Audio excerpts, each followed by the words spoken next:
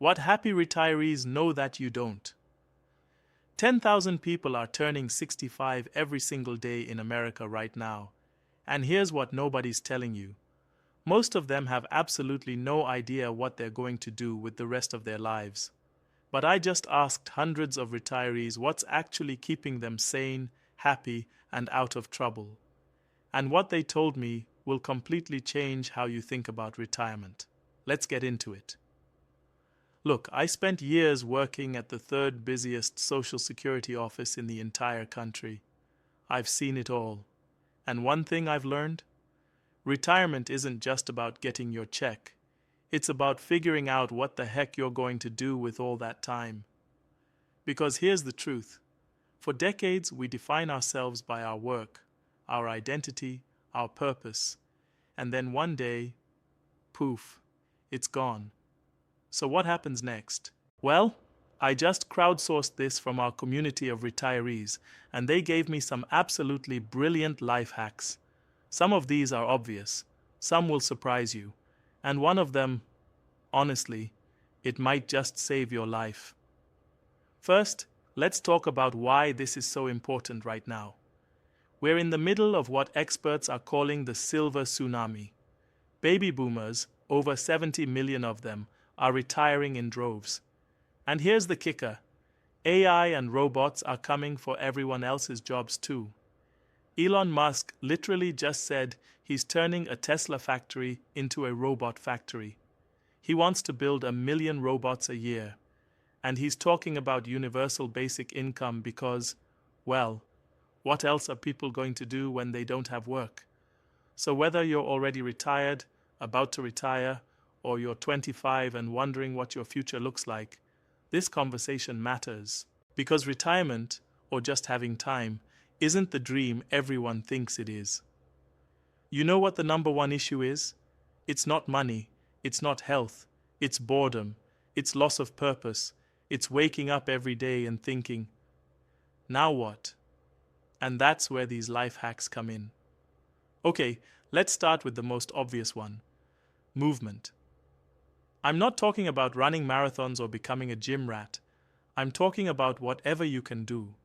I swim 3 times a week for an hour. Some people walk, some do yoga, some do Tai Chi. One person in our community said they do sidewalk chalk art at cancer centers and churches. Here's why this matters. If you don't have your health, you don't have anything. Period. Harvard did a multi-decade study on longevity, and guess what they found? The people who live the longest, happiest lives are the ones who move. It doesn't have to be intense, it just has to be consistent. So whatever you can do, walk, swim, garden, play with your dog, just do it. Make it part of your routine. Number 2, keep your brain sharp. I call this cognitive cross-training. Learn something new, pick up a language, do crossword puzzles, learn about AI. Heck, learn about coding, although honestly, AI might make that obsolete too. The point is, your brain is a muscle. If you don't use it, you lose it. One person in our community said they're learning Tai Chi. Another said they're writing children's books at 74 years old. One person is a gold and silver stacker and constantly learning something new. Find something that challenges you, something that makes you think, something that gets you excited to wake up in the morning. All right, here's the big one. And this is backed by science. Harvard's longevity study, the same one I mentioned earlier, found that the number one factor in living a long, happy, healthy life is social connections. Not money, not exercise, not diet, relationships. And here's the problem. Since smartphones were invented, we've all got our heads down. We're talking to people on YouTube, Facebook, Instagram. But we're not actually connecting with real humans. Human beings are social animals. We need to get out there and interact with people face to face. So join a club, volunteer at a homeless shelter, go to church, take a class, hang out with your neighbors. Whatever it takes, get out there and build real connections. Because loneliness kills, literally. It's worse for your health than smoking. Number 4, hobbies. But here's the key. You can't just have hobbies. You have to treat them like a job. When you were working, you had structure. You had to show up at 9 a.m. You had deadlines. You had accountability. Well, guess what? You need that same structure in retirement. So schedule your hobbies. If you like painting, paint 3 times a week. If you like gardening, garden every Tuesday and Thursday. If you like volunteering, block out time for it. Make it consistent. Make it part of your routine. Because without structure, hobbies just become stuff you mean to do but never actually get around to. Okay, this one might sound weird, but stick with me. It's called negative visualization, and it's a gratitude hack. We all do positive visualization, right? Like, what if I had a new car? What if I had more money? What if I had hair? But negative visualization is the opposite. It's when you imagine losing what you already have: your family, your health, your dog, your friends, your home. Imagine waking up tomorrow and one of those things is gone. How would you feel? Doing this makes you appreciate what you do have. It shifts your perspective. It makes you grateful. And gratitude is one of the most powerful tools for happiness. Number 6, nature. Human beings are not just social animals. We're natural animals. We're meant to be outside. Go for a walk, sit in a park, drive somewhere scenic, garden, hike, bike, whatever. Unless it's 3 degrees below zero, get outside. Nature has this incredible ability to calm your mind, reduce stress, and just make you feel better. Don't underestimate it. Number 7, declutter. You've accumulated so much junk over the years. We all have. So get rid of it. Clarify your environment. Why? Because a cluttered space leads to a cluttered mind. And a cluttered mind leads to stress, anxiety, and overwhelm. So go through your house, donate stuff, throw stuff away. Keep only what you actually need or love.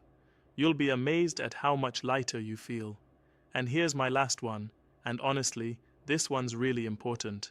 Record your stories. You've lived an incredible life. You've got memories, experiences, lessons learned, and one day, you won't be here to share them. So grab your phone. Record yourself talking about your childhood, your career, your trials, your triumphs. Talk about your parents, your grandparents, your service in the military. Give those recordings to your kids. Give them to your grandkids. Put them on a hard drive. Make copies. Because 50 years from now, 100 years from now, 150 years from now, you'll still be here. Your voice, your wisdom, your legacy. Don't let that disappear. Now, I asked our community what they're doing to stay busy and happy in retirement, and the responses were amazing. One person said they're volunteering at homeless shelters and animal shelters. Another said they're taking socks to homeless people. One person is writing children's books at 74. Another does horror books and horror movies to stay entertained. One person walks on old railroad trails every day. Another rides an e-bike. One person does Tai Chi. Another does gardening and home projects and takes care of their 4-legged creatures. And you know what? Every single one of them is doing something. They're not just sitting around waiting for life to happen. They're out there living. And that's the key. Here's the thing. This isn't just about retirement anymore. With AI and robots coming for jobs, everyone is going to need to figure out what to do with their time, whether you're 65, 45, or 25. So the question is, what gives your life meaning? What makes you happy? What keeps you engaged? Because work isn't going to define you forever. And money, well, money only goes so far. At the end of the day, what matters is your health, your relationships, your purpose, and your peace of mind. So start thinking about that now. Don't wait until you retire. Don't wait until AI takes your job. Start building those habits today. All right, that's it for today. But I want to hear from you. If you're retired, or if you know someone who is, what are you doing to stay happy, healthy, and sane? Drop it in the comments below. Let's crowdsource this together. And if you found this helpful, do me a favor. Hit that like button, share this with someone who needs to hear it, and subscribe if you haven't already. Because we're building a community here, a community of people who actually help each other navigate Social Security, Medicare, retirement, and life. All right, take care. I'll see you tomorrow.